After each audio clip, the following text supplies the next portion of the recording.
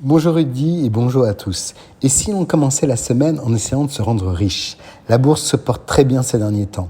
La bourse de Paris a même battu la semaine dernière son record datant de 2000. C'est la conséquence d'une reprise économique rapide pour les grands groupes internationalisés. Mais c'est tout autant l'autre phase des taux d'intérêt artificiellement bas.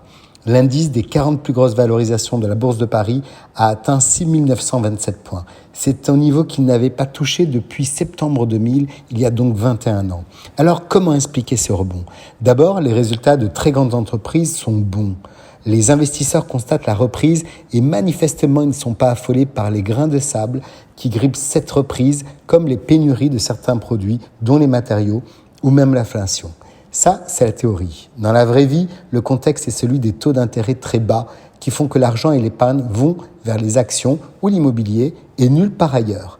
Le paradoxe est évidemment que cette éclatante santé boursière, en France comme ailleurs, peut paraître anachronique après une récession de 8% et un retard qui n'est pas rattrapé.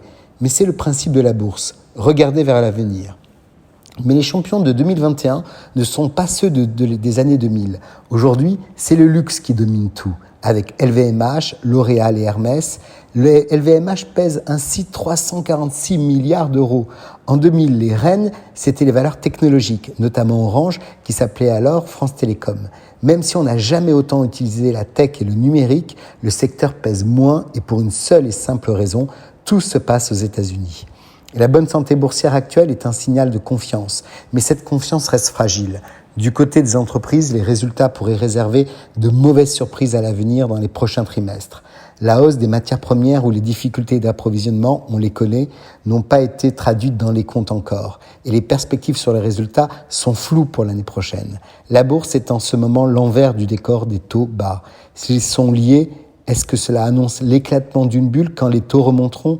Car ils finiront, on le sait, de manière quasi certaine par remonter. On se souvient que la bulle Internet avait éclaté en 2000. Là, ça serait la bulle des taux bas. La vérité, c'est que personne n'en sait rien. Alors que de manière raisonnable, on se dit qu'il est encore temps d'investir en bourse une petite partie de son épargne qui n'est pas essentielle et pour lequel on a un horizon au moins de 3 à 5 ans. La bourse rapporte, mais à moyen terme.